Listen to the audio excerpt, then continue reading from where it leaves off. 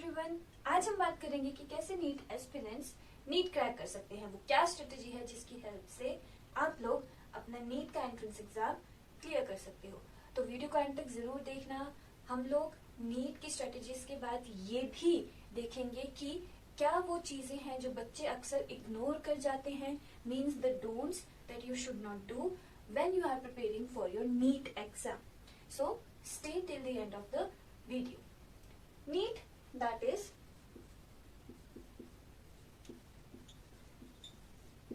National Eligibility cum Entrance Test. Earlier it was known as All India Pre-Medical Test. NEET is the most fought competitive exams every year. NEET के लिए लाखों बच्चे हर साल enrolment करते हैं। सबसे ज्यादा इसी में कंपटीशन फाइट किया जाता है। ये एग्जाम उन बच्चों के लिए हैं जो प्लस वन प्लस टू में मेडिकल फील्ड को परस्यू करते हैं एंड जिनका फोकस होता है या जिनका एम रहता है डॉक्टर बनने का। ये एग्जाम उनके लिए होता है। After cracking NEET students can और students have or they get the seats in government colleges as well as in private colleges for MBBS, Bachelor of Medicine and Bachelor of Surgery. NEET के लिए जो strategy है उसका नाम है love. कैसे, how love can help you cracking NEET, ये चीज आज हम डिस्कस करेंगे। इस वर्ड को मैं अल्फाबेटिकली वन बाय वन आपको बताऊंगी। Let us start with L. L here itself means love. How you have to make NCERT books, जो NCERT की जो टेक्स्ट बुक्स होती हैं, the love of your life. उसके अलावा कुछ नहीं, इसी के बारे में सोचना है। सिर्फ NCERT टेक्स्ट बुक्स को ही आपने पढ़ना है। NCERT के बारे में मैं थोड़ा सा यहाँ पे बता दूं। NCERT means national council of education research and training. ये गवर्नमेंट ऑर्गेनाइजेशन है। इसी के बेसिस पे 9 से लेके प्लस 2 तक बच्चों को बुक्स प्रोवाइड की जाती हैं। इसी के बेसिस पे सिलेबस बनता है। मोस्टली जो आपके स्टेट गवर्नमेंट स्कूल्स होते हैं या फिर आपके जो CBSE एनरोल्ड स्कूल्स होते हैं उनमें NCERT और थर्ड बुक्स ही दी जाती हैं और उसी के बेसिस पे सिलेबस बनता है। प्लस उसी के बेसिस पे नीट का एग्जाम भी आता है। तो फर्स्ट ऑफ ऑल आपको क्या करना है, आपको NCERT पढ़नी है। आपको NCERT को अपनी लाइफ का लव बना लेना है। इसके अलावा कोई भी टेम्परेरी अटैचमेंट, एंजॉयमेंट या कोई भी पर्सन का लव भूल जाना है, at least for a particular period of time. The next one is O, which means you have to be obedient. Obedient किसके लिए? अपने लिए, किसी और के ऑर्डर्स पे नहीं। किसी और के ऑर्डर्स को फॉलो नहीं करना है, आपको खुद के ऑर्डर्स को फॉलो करना है। खुद का एक टाइम टेबल सेट करना है और उसी के बेसिस पे आपको ओबीडियंट बनना है। हर एक बच्चे का टाइम टेबल अलग अलग होता है। हमें नहीं पता आप कब उठते हो, खाते हो, कब अपना काम करते हो, कब कौन से टाइम पे सब्जेक्ट पढ़ते हो। तो वो चीज आपको डिसाइड करनी होगी। उसके बेसिस पे आपको एक टाइम टेबल बनाना होगा so that you can follow that time table till the end of the NEET. जब तक आपको नीट का फाइनल एग्जाम आप नहीं कर लेते हो, नहीं अटेम्प्ट कर लेते हो। You have to be obedient so that you can be optimistic, so that you can be confident about your future. इसीलिए जब तक आप ओबीडियंट नहीं बनोगे तब तक आप ऑप्टिमिस्टिक नहीं बन सकते। तो ये चीज हमेशा याद रखना, लाइफ में ओबीडियंट होना बहुत जरूरी है। छोटा सा भी अगर गोल आपका सेट है कि आपको ये चीज करनी है तो वो चीज करनी ही है और उसके लिए आपको प्लानिंग करना जरूरी है। और उस प्लान के लिए आपको क्या करना पड़ेगा, उस प्लान को फॉलो करना पड़ेगा और उस प्लान के लिए आपको ओबीडियंट बनना पड़ेगा। एग्जाम चाहे आप कोई सा भी दे रहे हो। प्लस ये जो स्ट्रेटेजी मैं बता रही हूँ आपको, ये सिर्फ नीट के लिए नहीं है, आप कोई भी प्लस टू के बाद जो भी एग्जाम दे रहे हो, स्कूल बेस्ड जो एग्जाम्स होते हैं, मीन्स आपका जो फॉर एग्जाम्पल जेईई हो गया, नर्सिंग का एग्जाम हो गया, आयुर्वेदिक एग्जाम्स आपके हो गए, या किसी आप कॉलेज या यूनिवर्सिटी का एग्जाम दे रहे हो, तो उसके लिए भी ये स्ट्रेटेजी बहुत इंपॉर्टेंट है, right? It is not only for NEET, it is for every exam, and for every exam you have to be pre planned. आपको पहले से ही सारी प्लानिंग करके रखनी पड़ेगी। आपको क्या करना होगा, आपको ओबीडियंट बनना पड़ेगा। The next one is valiant, which means you have to be brave and you have to be noble. brave कैसे? brave to say that brave कैसे? brave to say that yes you can do it और yes I can do it। हाँ, मैं कर सकता हूँ, कर सकती हूँ, मैं नीट का एग्जाम कर सकता हूँ अगर मैं अच्छे से प्रिपरेशन करूंगा तो। And how you can be noble? Noble for your work. जो भी ठाना है, जो भी सोचा है, बस वो करना ही है। You have to be noble for your work. And the last here we have is E, which means effective learning।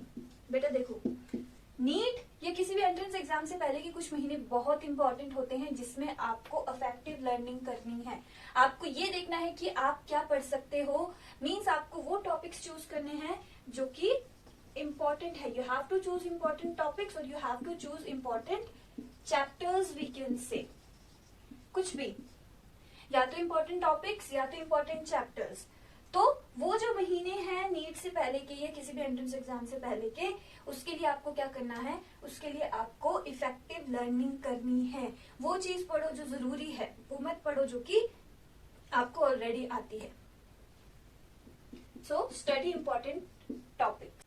Now let us discuss some don'ts, the things that NEET aspirants or the students sometimes ignore, or the things that we don't do while we are preparing for these exams.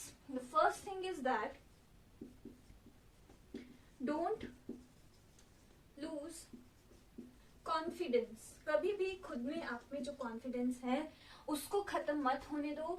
Always have positive attitude. हमेशा positive attitude रखो कि yes I can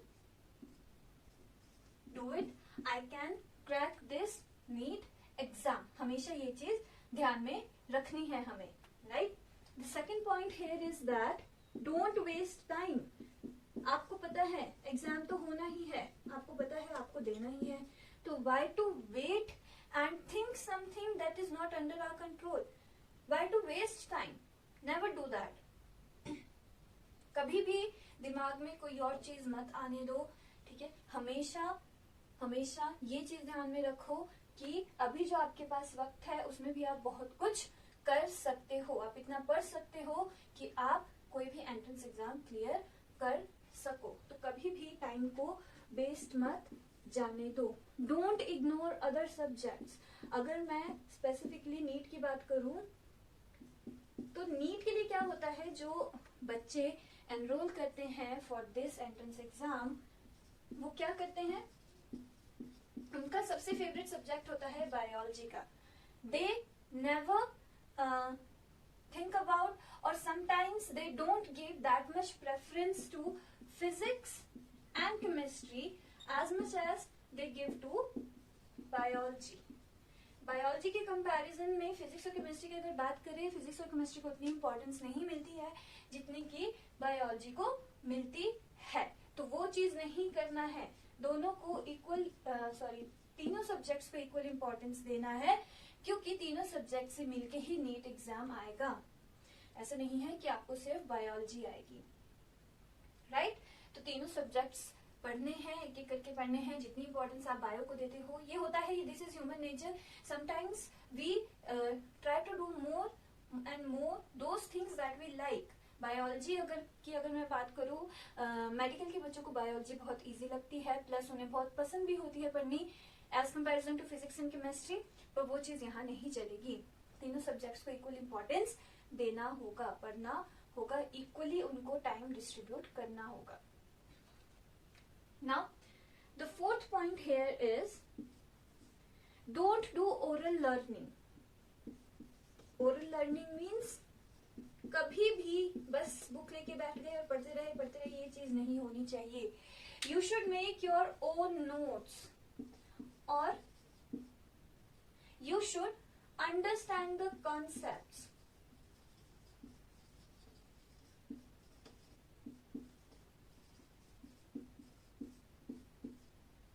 Make your own notes and understand the concept.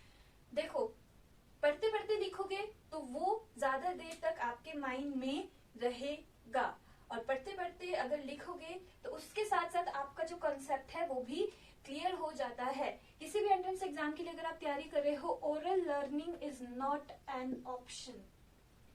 ये चीज नहीं होती है और ना ही होनी चाहिए। हमेशा अपने बनाए हुए नोट्स से रिवाइज करो, उन्हें पढ़ो, और वो भी कब बनेंगे, जब आप पढ़ रहे हो, जब आप समझ रहे हो किसी चीज को, उसको आप साथ साथ लिख रहे हो, तो बन गए आपके नोट्स। उसके साथ साथ आपके कॉन्सेप्ट्स की भी अंडरस्टैंडिंग हो जाती है। और फिर से मैं यहाँ पे आपको एक चीज बता दूं कॉन्सेप्ट्स की अंडरस्टैंडिंग के लिए, always follow NCERT book. And next is that you have to focus on one thing only. Don't get distracted. Don't have any other thought.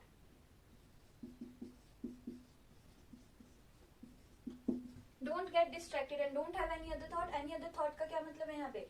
Any other thought का मतलब है कि कभी भी ये मत सोचो कि अगर मेरा नीट एग्जाम नहीं हुआ तो मैं कोई और एग्जाम क्लियर कर लूंगा या कर लूंगी। ये चीज कभी भी माइंड में नहीं होनी चाहिए। When you are preparing for NEET, then you are preparing for NEET only. अगर ये चीज आपके दिमाग में है, अगर आपको नीट में इंटरेस्ट नहीं है, अगर आपको डॉक्टर बनने में इंटरेस्ट नहीं है, तो उससे पहले ही कोर्सेज अपने देख लीजिए। इसके ऊपर भी मैंने एक वीडियो ऑलरेडी तैयार की हुई है, डाली हुई है अपने चैनल में, जहाँ पे मैंने आपको नीट के अलावा मेडिकल स्टूडेंट्स के लिए और भी कोर्सेज बताए हुए हैं, तो वो भी आप जाके चेकआउट कर सकते हो। I will give the link in the description box and you can go and check out that video. तो अगर ऐसा कोई थॉट दिमाग में है, या तो उसे निकाल दो अगर नीट दे रहे हो, या फिर पहले ही अपने कोर्सेज डिसाइड करके रखो कि कौन सा कोर्स आपके लिए अच्छा है या आप किसके लिए परस्यू कर सकते हो, और फिर उसी के लिए स्पेसिफिक तैयारी करो। So these are some things that you should not do when you are preparing for your NEET exam और any other entrance exam. I hope this video is helpful for you, and all the best to all the NEET aspirants. Best of luck, do your best and never lose confidence in yourself.